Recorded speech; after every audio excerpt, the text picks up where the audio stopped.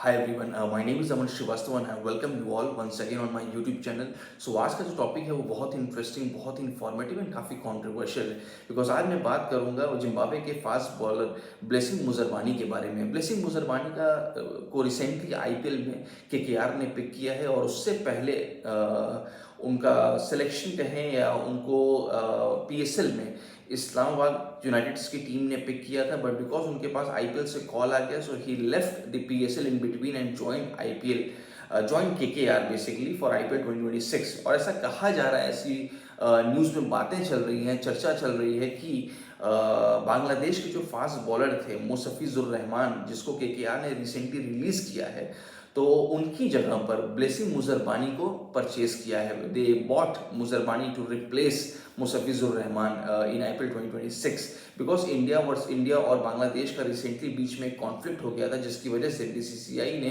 Kolkata night Riders को instructions दी है कि मुस्तफिजुर रहमान को इमीडिएटली बेसिस पे रिलीज किया जाए टीम से। Therefore he was released by KKR and KKR bought Blessing Muzerbani for IPL 2026, and this will, I'm sure, will give a lot of strength to the pace attack of KKR for IPL 2026. And the controversy is Pakistan की जो board है PCB, Pakistan cricket board ने recently इस पे एक legal action लेने का claim किया है कि कोई भी प्लेयर इस तरीके से किसी और टूर्नामेंट को खेलने के लिए जहां से उनको ज़्यादा पैसे मिल रहे हों, इसकी वजह से अगर पीएसएल को छोड़ता है, so Pakistan cricket board will take legal action on those cricketers for not be allowed to be a part of PSL in future in upcoming games, और यह हो सकता है नेक्स्ट ईयर या इस साल उनको बैन कर दिया जाए, ऐसा कुछ हो सकता है। पीसीबी ने ऐसा क्लेम किया है, कुछ लीगल एक्शन लेंगे ब्लेसिंग मुजरबानी के अगेंस्ट। और रहा सवाल ब्लेसिंग मुजरबानी की परफॉर्मेंस के बारे में, सो ब्लेसिंग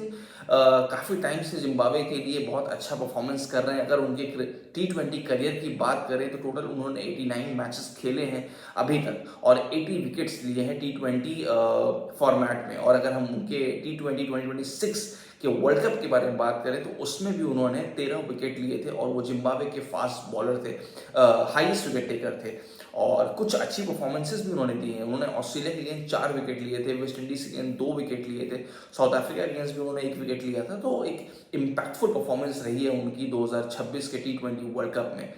और बाकी देखते हैं कैसा उनका ये साल जाता है आईपीएल में। और रहा सवाल पीएसएल का कि पीएसएल में ऐसा क्यों होता है कि प्लेयर्स आईपीएल की तरफ ज़्यादा अट्रैक्टेड होते हैं या ज़्यादा डिज़ायर करते हैं कि उनको आईपीएल में मौका मिले, आईपीएल खेलने का एक एक्सपोजर मिले। Because as we all know, it is no surprise कि अगर जब उनको आईपीएल से कॉल आता है, so they know the kind of cricket we play in India, the kind of exposure they get in India, it is nowhere be provided or given across the world, any other league for that matter, चाहे वो big bash league हो Australia में, Caribbean premiere league हो या PSL हो या BBL हो Bangladesh premiere league, ऐसा कुछ।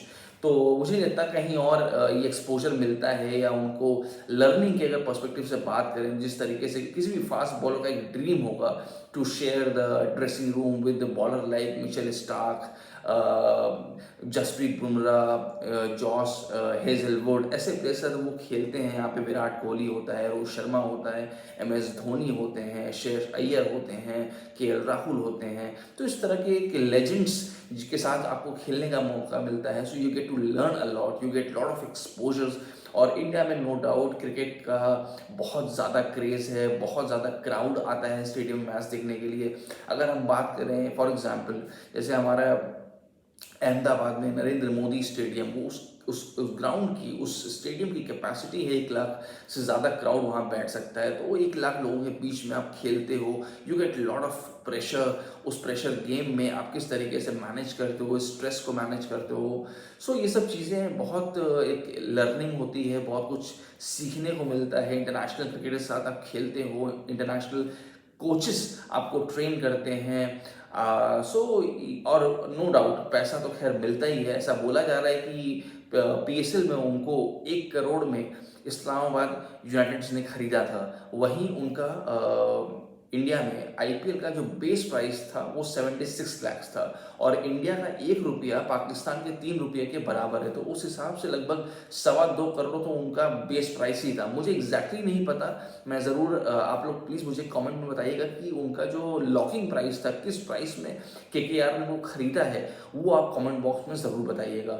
सो अगर हम इन टर्म्स ऑफ मॉनेटरी भी देखें तो भी उनका स्टार्ट ही हो रहा है 2.25 करोड़ से।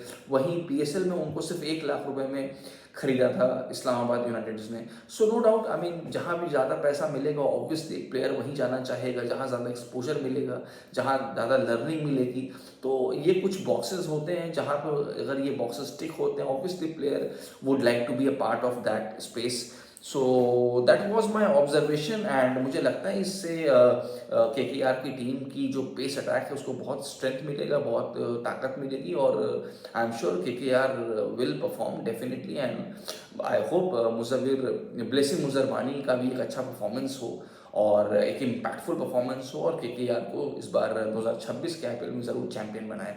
सो that was my observation and understanding, therefore I thought to share with you. Please share your comments in the comment box and do not forget to like, share and subscribe my YouTube channel. Thank you so much.